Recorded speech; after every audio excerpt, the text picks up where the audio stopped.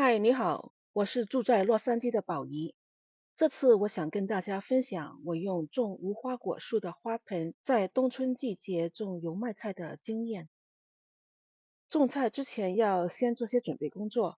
无花果树的根系很强大，要松土的话会很费力气，所以我只是在土里加了肥，然后盖上厚厚的一层土。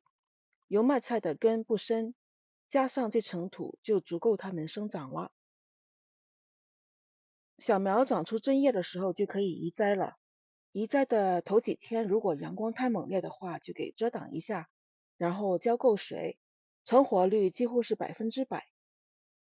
移栽大约1个月之后，油麦菜的叶子还比较细小，但是已经长得密密麻麻。那我就不客气了，开始采收。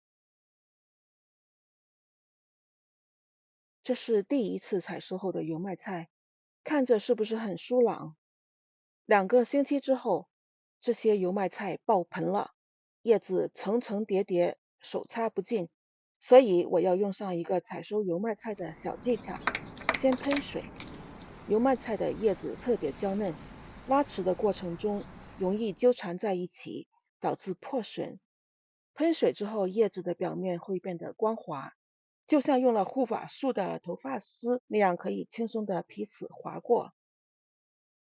这个产量比较惊人哈，关键是它还很好吃，而且香气很足，整个厨房都弥漫着油麦菜特有的芳香。大约2个星期之后，又采收了一茬，这是第3茬了。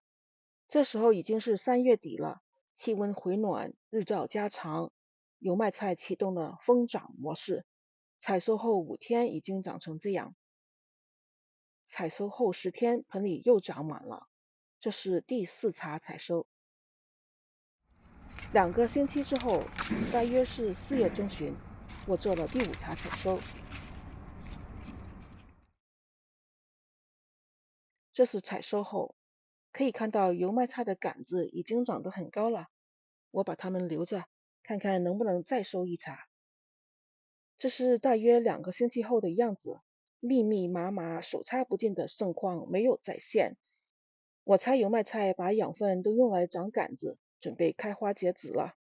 那我就做第6茬，也是最后一茬的采收吧。利用冬春季在无花果树下面种油麦菜，油麦菜是长得非常好。